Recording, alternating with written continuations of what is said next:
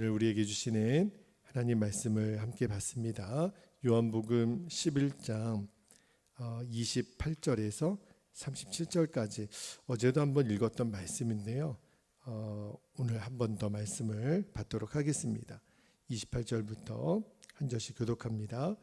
이 말을 하고 돌아가서 가만히 그 자매 마리아를 불러 말하되 선생님이 오셔서 너를 부르신다 하니 마리아가 이 말을 듣고 급히 일어나 예수께 나아가매 30절 예수님은 아직 마을로 들어오지 아니하시고 마르다가 맞이했던 곳에 그대로 계시더라. 마리아와 함께 집에 있어 위로하던 유대인들은 그가 급히 일어나 나가는 것을 보고 곡하러 무덤에 가는 줄로 생각하고 따라가더니 마리아는 예수 계신 곳에 가서 배웠고 그 발 아래 엎드려 이르되 주께서 여기 계셨더라면 내 오라버니가 죽지 아니하였겠나이다 하더라. 예수께서 그가 우는 것과 또 함께 온 유대인들이 우는 것을 보시고 심령이 비통히 여기시고 불쌍히 여기사 이르시되 그를 어디 두었느냐 이르되 주여 와서 보옵소서 하니 예수께서 눈물을 흘리시더라. 이에 유대인들이 말하되 보라 그를 얼마나 사랑하셨는가 하며 그 중 어떤 이는 말하되 맹인의 눈을 뜨게 한 이 사람이 그 사람은 죽지 않게 할 수 없었더냐 하더라.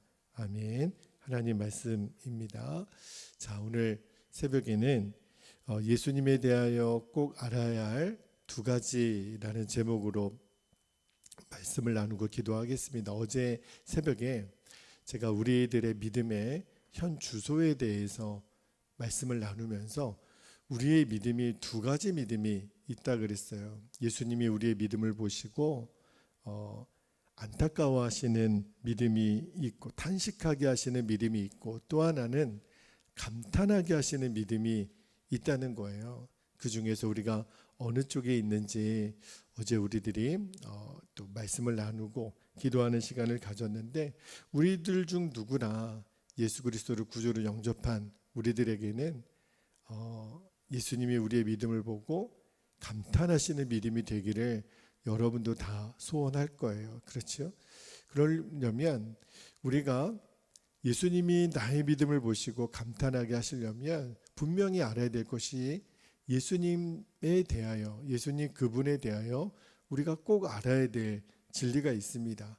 그러면 예수님이 우리의 믿음을 보고 감탄하세요. 그 첫 번째가 예수님이 전능하신 하나님이심을 알아야 한다는 거예요. 우리가 예수님을 똑같이 믿어도 예수님 그분에 대해서 아는 수준이 다르기 때문에 우리가 예수님의 그 능력을 또 이해하는 정도도 다릅니다. 자, 어제 그 마리아와 마르다도 예수님을 믿었다 그랬잖아요. 그러나 마리아와 마르다의 고백을 들어보면 예수님은 병든 자는 고치실 수 있을지 모르겠지만 죽은 자까지 다시 살리실 수 있다라는 것은 믿지 못했어요. 그러니까 예수님한테 뭐라고 말씀했냐면 예수님 여기 계셨더라면 오빠가 죽지 않을 수도 있었을 거예요. 이렇게 마리아와 마르다가 이야기를 했잖아요. 그리고 이제 슬피 울었단 말입니다. 예수님의 제자들도 그랬어요. 예수님의 제자들도 예수님을 주님이라고는 믿었지만 그만 그 바다를 건너갈 때 그 풍랑이 있는 바다를 보고 그들이 두려워서 예수님께 뭐라 그랬냐면 주여 주여 우리가 죽겠나이다. 그러니까 예수님의 제자들도 예수님은 믿었지만 그 바람과 파도도 꾸짖으시는 그 폭풍까지도 다스리시는 분이라는 것을 제자들은 믿지 못했어요. 그러니까 마리아와 마르다 이 제자들의 믿음의 한계가 뭐냐면 예수님의 전능하심에 대해서 믿지를 못했던 거죠. 그러니까 예수님이 함께 계시는데도 두려워하고 낭망하고 슬퍼했던 거예요. 여러분, 우리도 똑같습니다. 우리도 예수님 그분이 어떤 분이신지를 아는 정도에 따라서 우리의 두려움, 슬픔, 걱정하는 정도가 달라져요. 예수님은 모든 것을 다 하실 수 있는 분이신데 두려워할 이유가 뭐가 있겠어요? 문제는 예수님 그분의 전능하심에 대해서 우리가 너무 모른다는 거죠. 그러나 어제 그 말씀을 나눴어요. 로마 백부장은 달랐어요. 로마 백부장은 유대인이 아니에요. 이방 사람입니다. 그런데 그가 자기의 아들도 아니고 그냥 종들 중에 하나가 병이 들었는데 예수님께 나와서 그 하인을 고쳐달라고, 그런데 예수님이 가겠다고 하니까 오실 곳도 없습니다. 말씀 한마디만 하시면 내 종은 낫겠습니다. 그 말은 무슨 말이냐면 예수님 그분은 말씀만으로도 무엇이든지 하실 수 있는 전능하신 하나님이시라는 것을 로마 백부장은 믿었던 거예요. 그가 알았던 거예요. 그래서 예수님이 너무너무 감탄하신 거예요. 너는 어찌 나의 그 전능하신 능력을 너는 믿느냐. 백부장의 눈에는 보이는 거예요. 그의 믿음은 예수님이 말 한마디만 하시면, 여러분 우리가 예수님에 대하여 얼마만큼 아느냐에 따라서 인생은 완전히 달라지게 됩니다. 히브리서 13장 5절에 보면 굉장히 심오한 말씀이 있더라고요. 히브리서 13장 5절에 돈을 사랑하지 말고 있는 바를 족한 줄로 알라. 그가 친히 말씀하시기를 내가 결코 너희를 버리지 아니하고 너희를 떠나지 아니하리라 하셨느니라. 히브리서 기자가 돈을 사랑하지 말고 있는 바를 족한 줄로 알라 이렇게 말씀하시는데, 제가 말씀을 요 13장 5절 말씀을 읽다가 돈을 사랑하는 것과 내가 너희를 떠나지 않는 것과 이 말씀이 뭔가 대조가 되는 게 약간 좀 밸런스가 안 맞다는 생각을 처음에 했거든요. 돈을 사랑하는 것과 예수님이 우리를 떠나지 않겠다라는 말과 뭐가 상관이 있을까? 이 말을 어떻게 제가 해석이 됐냐면, 여러분 우리도 예수님의 전능하심에 대해서 절대 신뢰가 없잖아요. 그러면 돈 때문에 예수님을 떠날 수도 있다라는 말이에요. 그 의미라는 것을 알았어요. 물론 우리에게 돈이 필요 없다는 얘기는 아니에요. 돈이 필요합니다. 저는 우리 성도들에게 정말 하나님이 재정의 복을 주셔서 주의 일을 위해서도 또 어려운 사람을 위해서도 쓰임받는 풍요로움이 있기를 축복합니다. 그러나 한 가지 알아야 될 것이 있어요. 우리 성도들이 돈을 벌기 위해서 열심히 일하는 목적이 다르다는 거예요. 우리는 생계를 위해서 일하는 사람이 아니라 우리는 예수님을 위해서 열심히 일하는 사람이에요. 겉으로 보면 돈을 벌기 위해 똑같이 열심히 일하는 것 같지만, 그러나 돈을 위해서 열심히 일하는 사람과 예수님을 위해서 열심히 일하는 사람은 다릅니다. 뭐가 다르냐면 결국은 돈을 위해서 우리가 열심히 일하잖아요. 그러면은 결정적인 순간에 돈과 예수님 사이에서 돈을 얻기 위해서 예수님을 버릴 수도 있다는 거예요. 그게 참 무서운 이야기예요. 여러분, 그러나 돈을 사랑하지 않고 이 히브리서 13장 5절의 핵심이 뭐냐면, 내가 주님을 진짜 사랑하면 나를 버리지도 떠나지도 않으시는 그 주님 때문에 나는 돈과 타협하지 않는다는 거예요. 왜 그럴까요? 예수님 그분이 어떤 분이신지를 아니까. 예수님 그분은 나를 위해서 죽으시고 생명을 주시고 부활하시고 지금도 성령으로 나와 함께 계시는 분이신 거를 내가 아니까. 여러분, 그것이 바로 주님의 약속이라는 거예요. 그래서 히브리서 13장 6절 그 다음 절에는 이렇게 말씀하잖아요. 그러므로 우리가 담대히 말하되 주는 나를 돕는 이시니 내가 두려워하지 아니하겠노라. 사람이 내게 어찌하리요 하노라. 우리는 돈 앞에서 비굴하지 않을 수 있다는 거예요. 그 말은 지금 너무나도 많은 사람들이 돈 앞에서 쩔쩔매고 돈 앞에서 비굴해지고 돈 앞에서 사람이 망가지는 그러한 사람이 되지 않을 수 있는 이유는 나를 버리지도 떠나지도 않으시는 그 예수님이 어떤 분이신지를 아니까 내가 두려워하고 염려하고 걱정할 이유가 없는 거예요. 결국은요, 우리는 예수님 그분을 아는 만큼 믿는 거예요. 아는 만큼 우리의 인생을 맡기는 거예요. 여러분, 은행에 돈을 맡기면 우리가 불안해하지 않잖아요. 그러나 늘 내 몸에 또는 우리 집에 현금을 가지고 있으면요 불안합니다. 왜냐하면 잃어버릴 수도 있고 누가 훔쳐갈 수도 있으니까. 그죠? 옛날 공중 목욕탕에 맡기지 않은 귀중품은 책임지지 않습니다. 주인에게 맡기면 마음이 편안해요. 그러나 옷장 안에 현금을 가져다 놓으면 마음이 불안합니다. 결국은요, 우리가 예수님께 내 인생의 모든 것을 맡기면 그 예수님이 보관해 줄 뿐만 아니라 안전하다라는 것이 믿어지면 평안을 그때 누리는 거예요.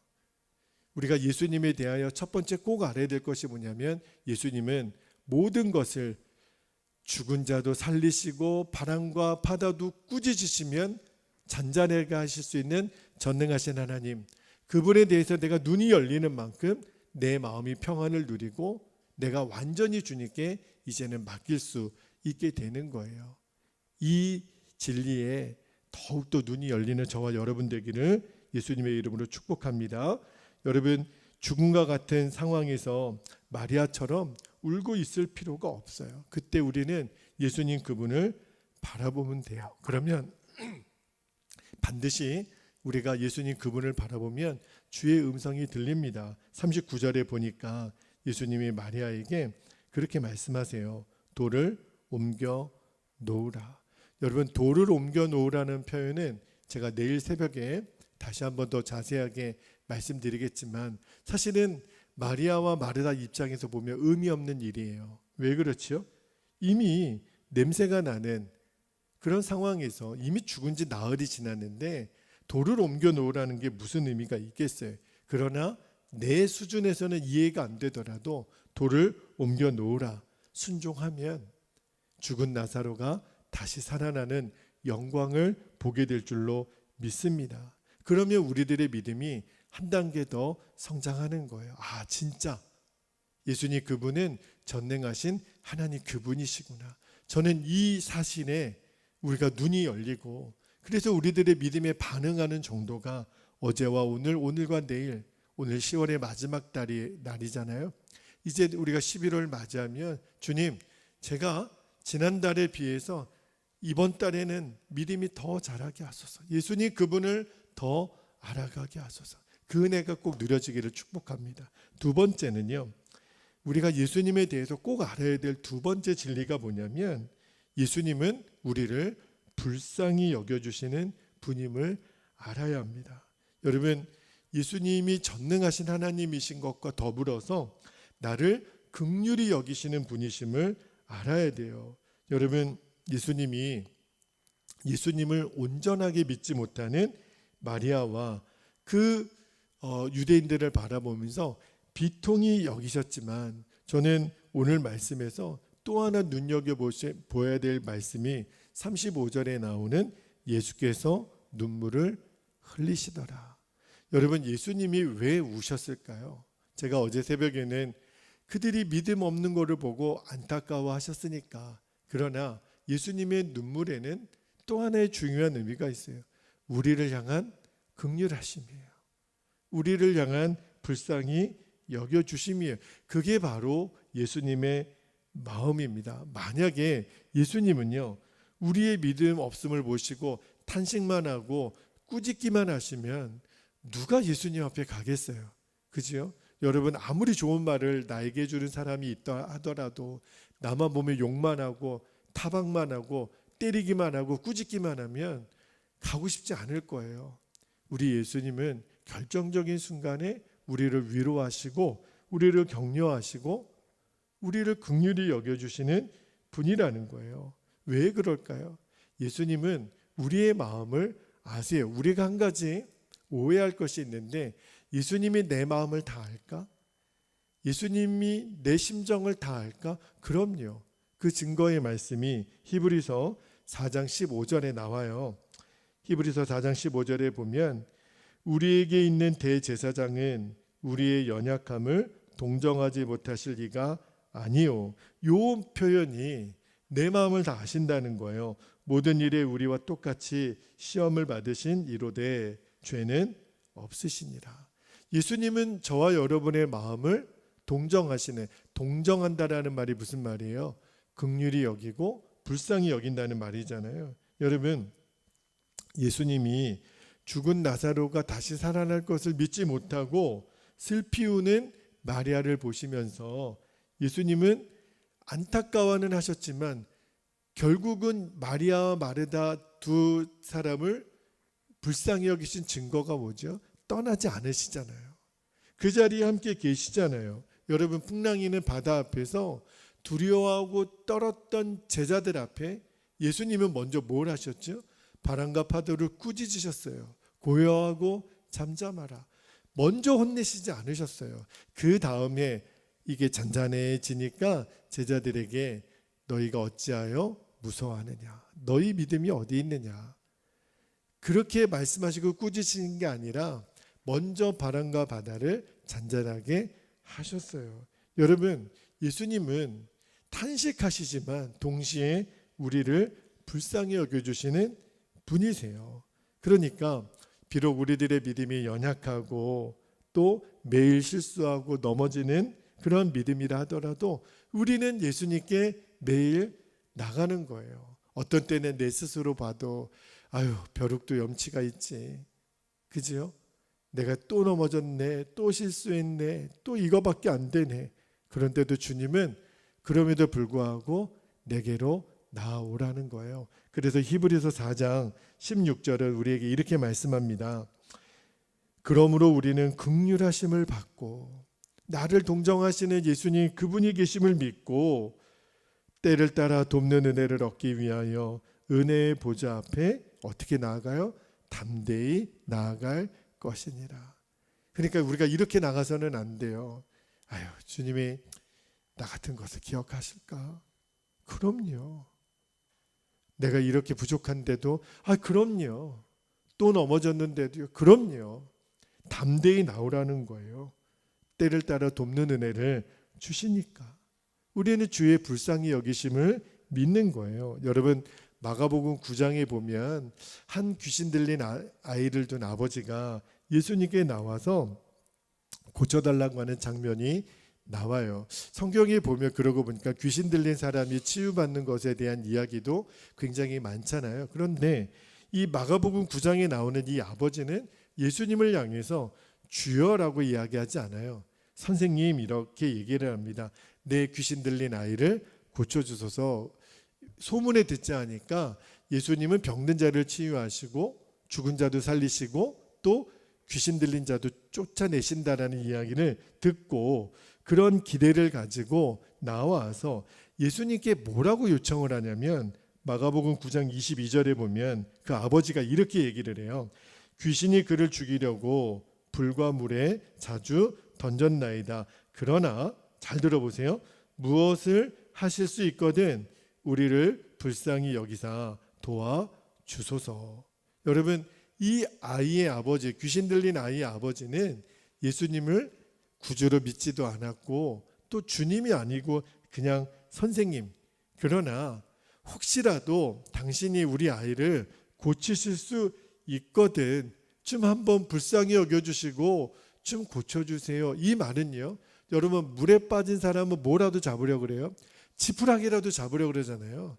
그런 심정으로 아이 좀 하실 수 있으면 내 아이 좀 살려주세요.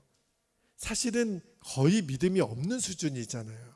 그런데 예수님이 그 아버지의 요청을 거절하지 않으세요. 그리고 그를 불쌍히 여겨주시면서 예수님이 뭐라고 말씀하셨냐면 굉장히 유명한 말씀을 하세요. 23절에 할 수 있거든이 무슨 말이냐, 믿는 자에게는 능히 하지 못할 일이 없느니라. 이 말씀이 요 배경에서 나온 거예요.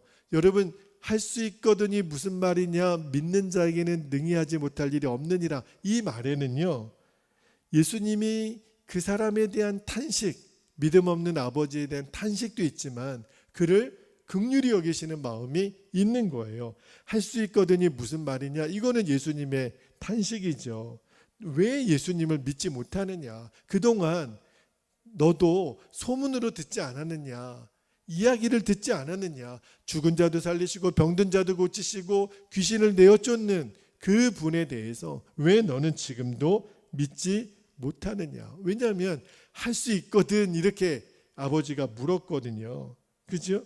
왜 믿음 없는 말을 하느냐? 그러니까 예수님이 탄식하고 예수님이 책망하셨지만, 그러나 동시에 예수님이 뭐라고 말씀하시냐면, 믿는 자에게는 능히 하지 못할 일이 없느니라. 너가 지금은 나를 정확히 알지도 못하고 믿지도 못하지만 너가 나를 믿잖아? 그러면 하나님의 영광을 보게 될 거야. 하나님의 기적을 보게 될 거야. 그 말은 지금은 믿음이 없어도 내게로 나와 나를 온전히 믿어. 믿으면 된다는 거예요. 돌을 옮겨 놓는다라는 말은 무슨 말이에요? 믿지 않으면 돌을 옮겨 놓지 못하거든요. 제가 내일 그 말씀을 자세하게 나누겠지만 결국은 믿으면 믿음의 순종이 나오는 거거든요. 여러분, 귀신 들린 아들을 둔 아버지가 얼마나 마음이 안타깝겠어요. 정말 지푸라기 잡는 심정으로 예수님께 나와서 예수님 좀 고쳐달라고, 좀 불쌍히 여겨달라고. 그러나 예수님은 거절하지 않으시거든요. 예수님은 그를 진짜 불쌍히 여겨주셨어요. 이게 예수님의 마음이에요. 혹시 여러분, 우리도 지금 내 믿음의 수준이 이것밖에 안 되나? 아니요. 그래도 불구하고 예수님께 나와오는 것을 예수님은 기뻐하시는 거예요. 누구라도 예수님은 당신에게 나아오는 자를 기뻐하시고 불쌍히 여겨주세요. 우리가 그거 믿고 나가는 거예요. 그래서 이 귀신 들린 아이의 아버지처럼 예수님께 이렇게 부르짖으면 돼요. 마가복음 9장 24절에 그 아버지가 뭐라고 이야기를 하냐면, 그 아이의 아버지가 소리를 질러 이르되 내가 믿나이다. 눈이 열리고 믿음의 눈이 열린 거예요. 나의 믿음 없는 것을 도와주소서. 여러분, 우리가 비록 지금 정말 지푸라기 잡는 심정으로 예수님께 나와도 예수님은 그거를 기뻐하세요. 우리가 세상에 돈 찾아, 사람 찾아, 인맥 찾아, 세상의 방법 찾아 나가지 않고 예수님 안에 머물러서 예수님 그분만을 붙들려고 정말 지푸라기 잡는 심정으로 나와오더라도 예수님은 우리를 책망만 하지 않으신다는 거예요. 아들아, 딸아, 잘했다. 오늘도 잘했다. 네가 내 앞에 나와서 그렇게 기도하기를 결단한 것 너무 잘했다. 그리고 이 아버지의 심정처럼 주여 내가 믿나이다. 나의 믿음 없는 것을 도우소서. 우리가 오늘 이 새벽에 붙들고 기도할 제목이에요. 여러분, 예수님이 어떤 분이시라고요? 예수님은 전능하신 하나님이세요. 그리고 우리를 긍휼히 여겨주시는 분이세요. 이 예수님에 대하여 우리가 정확히 알아야 예수님이 우리의 믿음을 보시고 한탄만 하시는 믿음이 아니라 감탄하시는 믿음이 되는 거예요. 여러분, 오늘 그 눈이 열리게 되기를. 예수님이 누구신가? 우리가 조금 전에 찬송가 96장 찬송을 불렀잖아요. 구구절절히. 그렇죠? 예수님은 너무 놀라우신 분이세요. 전능하신 하나님, 나를 긍휼히 여겨주시는 하나님. 그분이 나를 떠나지도 버리지도 않으시겠다고 하는데, 그렇죠? 뭐가 두려워요? 뭐가 염려가 돼요? 뭐가 억울해요? 예수님 그분이 나와 함께 계시는데. 이 시간에 우리 함께 기도하겠습니다. 오늘도 두 가지 기도 제목을 붙들고 우리가 기도할 텐데, 첫 번째 기도 제목, 예수님이 전능하신 하나님이심을 믿고 내 인생에도 죽은 나사로가 다시 살아나는 역사를 보게 하여 주옵소서. 두 번째, 우리를 불쌍히 여겨주시는 주님 앞에 믿음을 더하여 주시도록 주여 내게 믿음을 더하소서. 내 믿음 없음을 도우소서. 날마다 그렇게 구하는 심령이 되게 하여 주옵소서. 우리 두 가지 기도 제목을 붙들고 주님의 이름을 간절히 부르신 후에 통성으로 기도하겠습니다. 주여,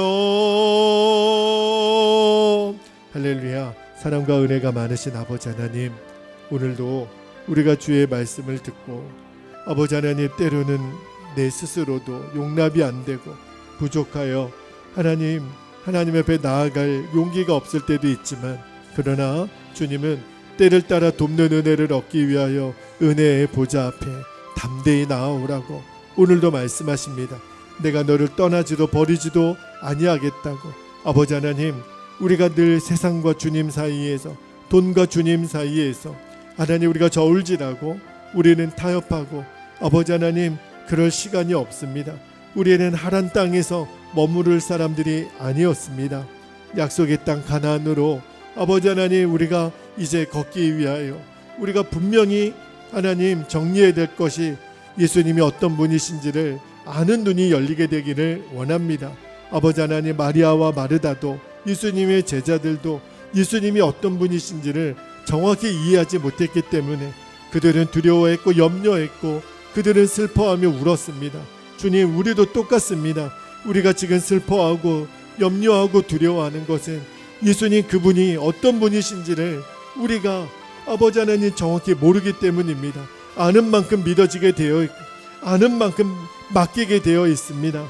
아버지 하나님, 우리의 눈이 열리고 귀가 열리고 우리의 심령이 열려 예수님이 어떤 분이신지를 아버지 하나님 우리가 더 알게 되기를 원합니다. 예수님은 나의 전능하신 하나님이십니다. 예수님에게는 능치 못한 일이 없습니다. 할 수 있거든이 무슨 말이냐?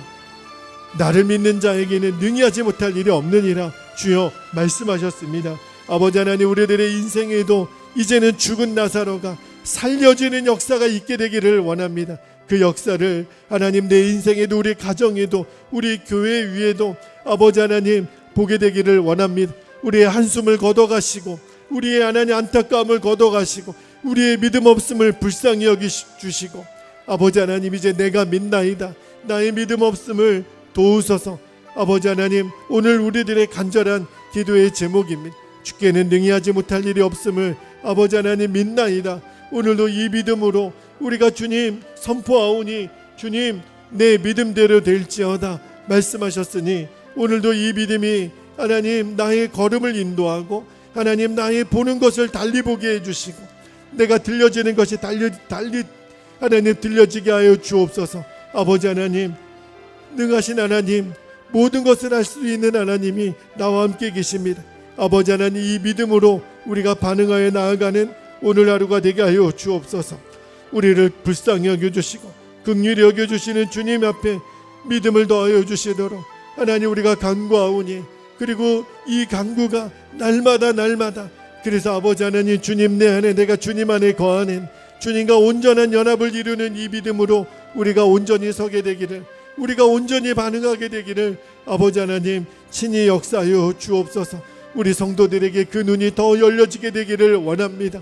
결국은 하나님 나를 떠나지도 버리지도 아니하시는 그 주님 앞에 이 세상의 그 어떤 것도 우리가 타협하거나 저울질할 수 없음을 믿음으로 선언합니다. 주님은 모든 것을 하실 수 있는 분이십니다. 주여, 우리들의 믿음이 침륜에 빠져 후퇴하는 자가 아니기를 원합니다. 우리는 표대를 향하여 앞으로 전진하는 믿음이 되게 하여 주옵소서. 주님, 우리들의 위로하시고 격려하시고 새 힘을 주시는 그 사명을 우리에게도 주셨습니다. 주여, 우리가 그리 되기를 원합니다. 부활의 주님, 생명의 주님을 바라보면 우리도 그리 될 수 있습니다. 돌을 옮겨 놓으라 하셨으니 이제는 우리가 돌을 옮겨 놓겠습니다. 그게 무슨 의미가 있을까? 그 순종이 무슨 의미가 있을까? 아닙니다. 그 순종이 결국 나사로가 사는 그 하나님 역사의 증거를 보게 되었습니다. 하나님, 믿으면 영광을 보리라. 믿으면 주의 영광을 보리라. 하나님, 그래서 그 믿음이 의심의 돌을 굴려 놓았던 것처럼 이제는 주님이 우리에게 명령하시는 아들아 딸아 돌을 옮겨 놓으라. 아버지 하나님, 순종으로 우리가 나아가겠습니다. 믿음으로 나아가겠습니다. 주님, 우리를 통하여 주의 역사를 이루어 주옵소서. 그렇게 역사하실 주님을 기대합니다. 아버지 감사합니다. 주님 감사합니다.